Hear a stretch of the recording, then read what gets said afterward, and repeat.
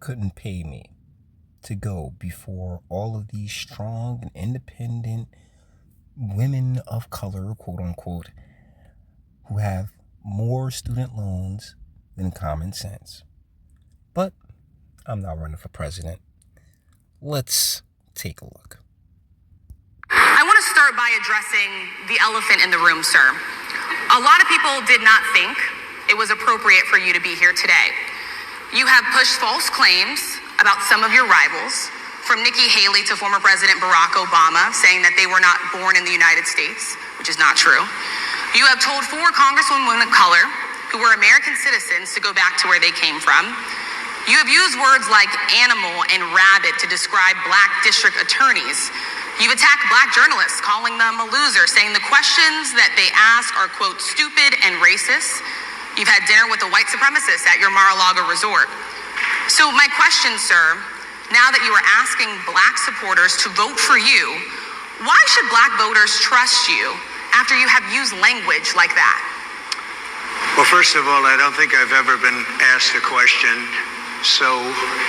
in such a horrible manner. First question. You don't even say, hello, how are you? Are you with ABC? Because I think they're a fake news network, a terrible network. This guy, oh my goodness.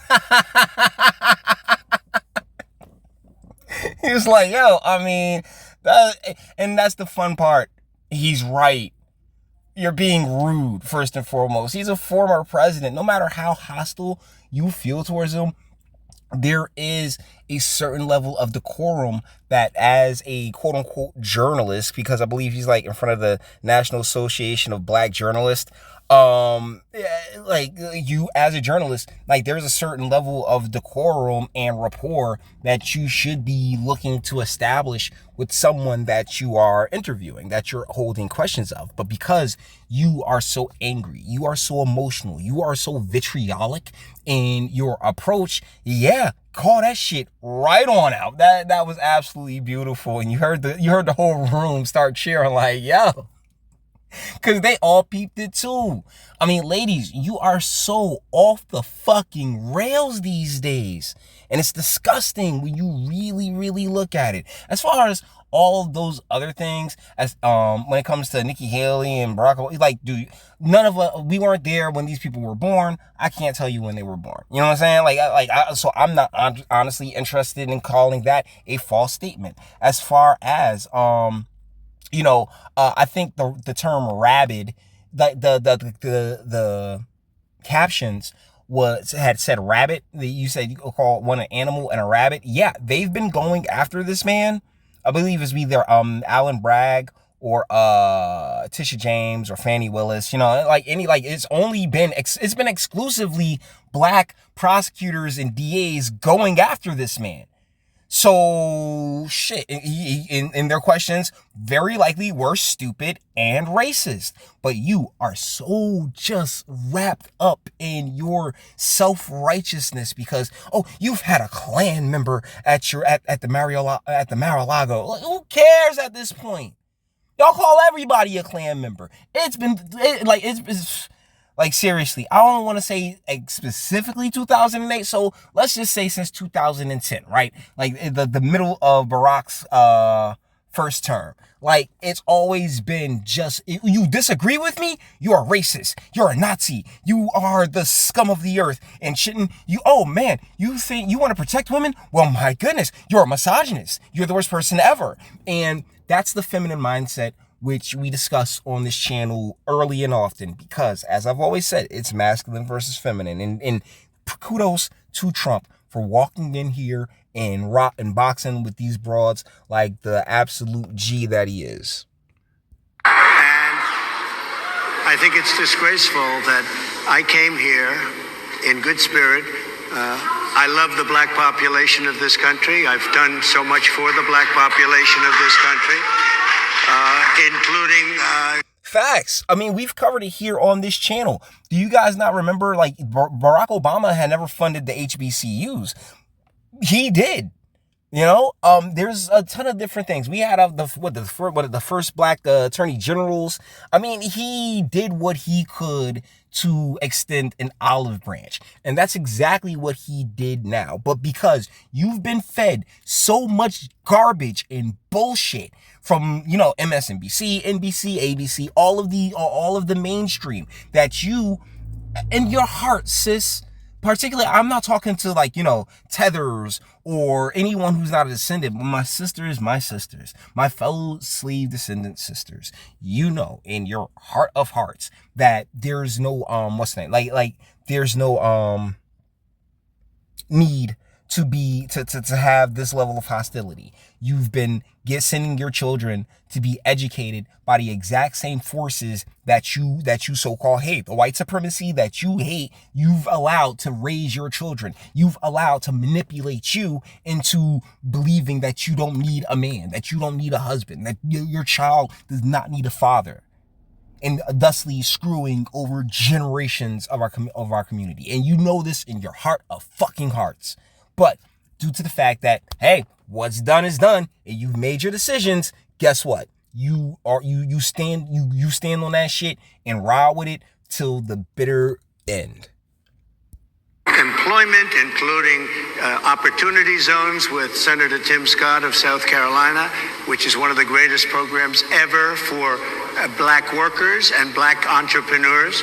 I've done so much, and guys, you remember the opportunity zones, right? From the Summer of Love. They created an opportunity when they burnt down those communities and thusly created the circumstances for everything to have to be rebuilt and taxes to have to go up. It was a cascading effect. So, Donald, I wouldn't have anybody looking too hard into those opportunity zones. All right, my guy, make no mistake, I'm still not the biggest fan.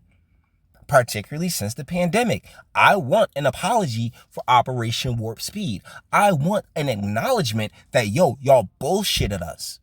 Y'all screwed us over. Y'all lied the entire time. Even if you yourself were misled, I think it should be owned up to. But due to the fact that it was a coordinated effort between literally all the elites, from your governor to your mayor to the news stations and the media and everything, they all work together to push that straight up bullshit on to the American people, or all on to the free people of the world, or the people who are under the illusion that they're free over the world. So, I mean, Donnie boy, you ain't in the clear with me either, because there's a lot of bullshit I'd love for you to answer for. This, historically black colleges and universities were out of money. They were stone cold broke, and I saved them and I gave them long-term financing, and nobody else was doing it. I think it's a very rude introduction. I don't know exactly why you would do something like that. And let me go a step further. I was invited here and I was told my opponent, whether it was Biden or Kamala, I was told my opponent was going to be here. It turned out my opponent isn't here. You invited me under false pretense. And then you said, you can't do it with Zoom. Well, where's Zoom? She's going to do it with Zoom, and she's not coming. And then you were half an hour late, just so we understand. I have too much respect for... Okay, half an hour, let's be real, President Trump. I mean, you're dealing with the National Association of Black Journalists. I mean, a half an hour, that's kind of right on time if you know what CPT is. It'd be late. They couldn't get their equipment working or something Mr. was President, wrong. I would love I think if you it's can a answer the very question nasty on your rhetoric question. and why you I have believe that answered the black voters question. should trust you with another 4 I have years. been the best president for the black population since Abraham Lincoln. That's my answer. Better than President Johnson, who signed the vote. Yes. Better than President fucking Lyndon B. Johnson, who said, and I quote, "I'll have those niggers voting for us for the next 300 fucking years." Yes, bitch, yes. The fuck? Stop. Oh, golly. You know what? Me personally, that's why I couldn't have done it, right? You just heard why I couldn't have done this shit.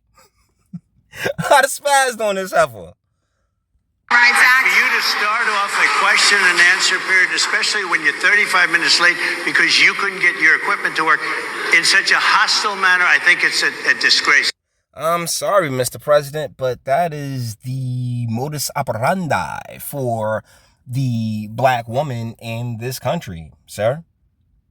Rude, late, agitated, masculine, not nowhere near feminine enough, and oh yeah, like and trying to treat you like you're a piece of shit, sir. I mean, that's just how the cookie fucking crumbles, particularly throughout urban America.